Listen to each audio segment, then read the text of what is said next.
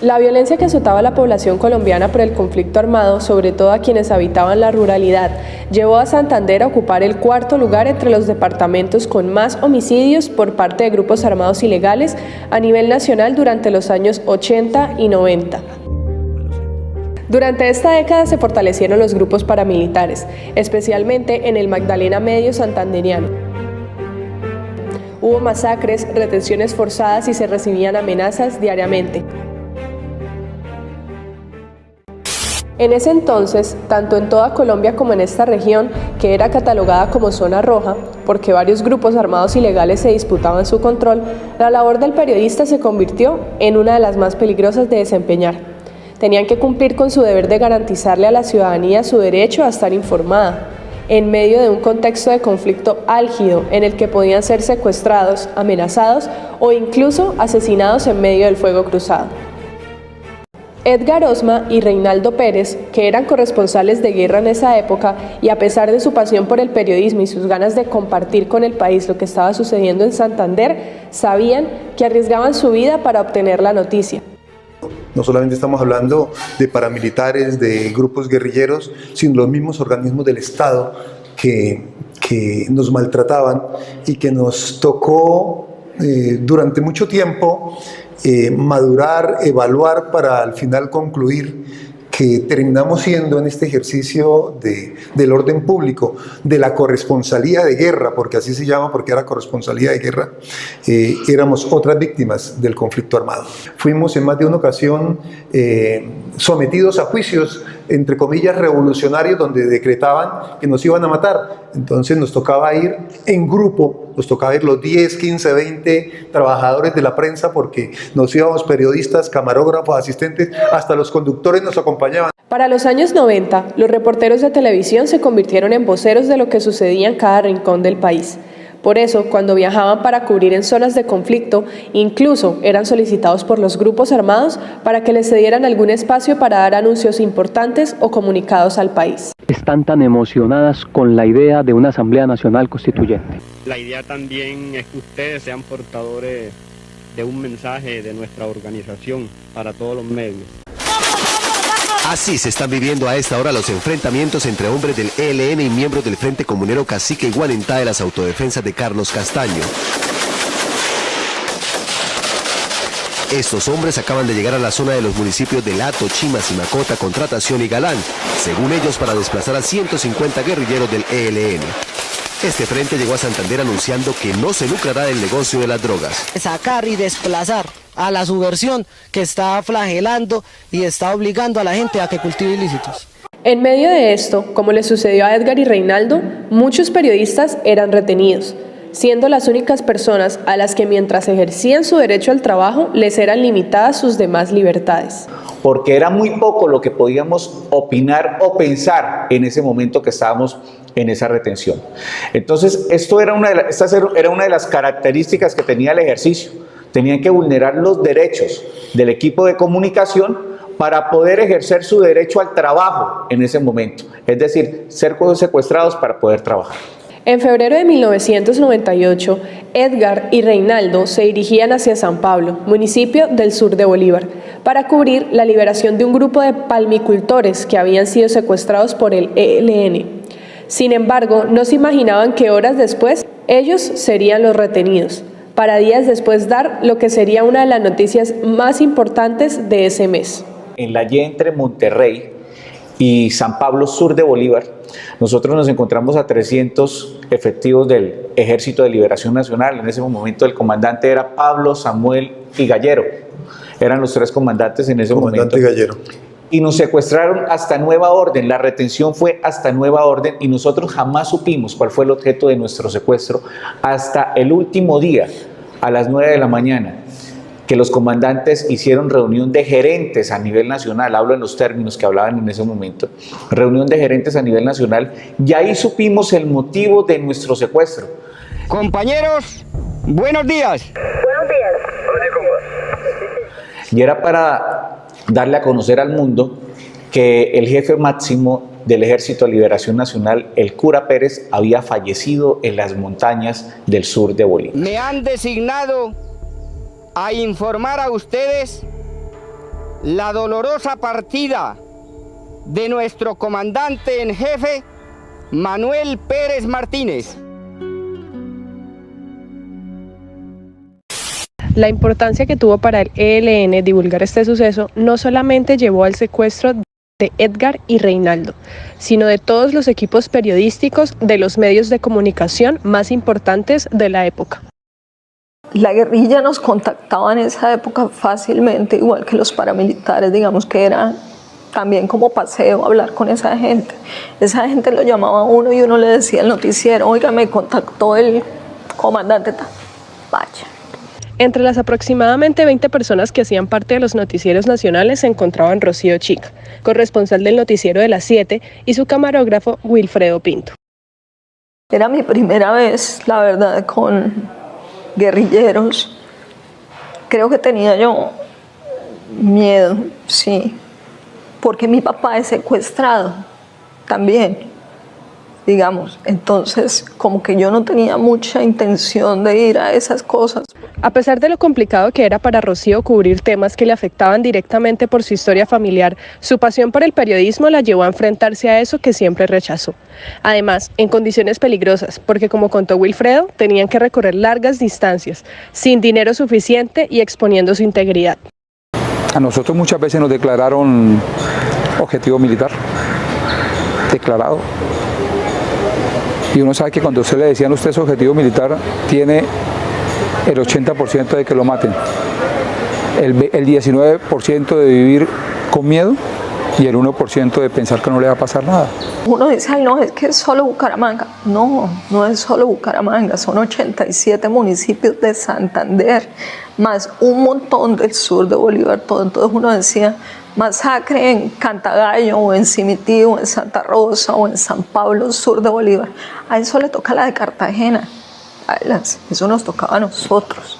Y el viaje era 2 horas y media a Barranca, llegar a Barranca y montarnos en una chalupa incómoda donde uno no cabía, 2 horas y pico por el río hasta que llegábamos a un punto entre San Pablo, Cimití, Santa Rosa o Cantagallo, y de ahí esperar a que alguien lo subiera a uno, o en burro, o a caballo, o en una moto X o Y de alguien del pueblo, que uno tenía que llegar a negociar allá, porque uno no conocía a nadie. A nosotros nos daban la plata de los viáticos y a veces no comíamos, porque uno ese dinero se lo regalaba a la gente, porque el señor llegaba con el niño sin pañal. Ese niño lo que le ponían era un pedazo de plástico con un cordón encima, ese niño llegaba quemado. Esa gente sin comer, uno llegaba y le entregaba las cosas que uno llevaba para que comieran. Uno sabía que uno ingresaba 1 o 2 días aguantando hambre y regresaba, ya. Pero ellos se permanecían ahí. Con todas estas dificultades que asumían, la pasión por el oficio era la que permitía que los periodistas buscaran la noticia sin importar qué, incluso sin tener una remuneración justa y garantías de seguridad en su labor. Uno realmente es muy chiquito para ponerle un pare a eso, y uno solo está pensando primero en el trabajo y segundo en la gloria de una noticia pues como de ese tamaño. Y uno no tiene la personalidad para decir, no lo hagamos. O no me voy a arriesgar, o me pagan 26.000 pesos, me pagaban por eso, por esa nota. Estamos hablando de hace 20 años. Uno dice, bueno, listo, y uno se arriesga sin nóminas, sin ARL, sin EPS, sin pensiones, sin pagar absolutamente nada. Trepada por allá en el monte, a la buena de Dios, esperando que apareciera alguien a que nos dijera, no, esta es la noticia más grande de la vida.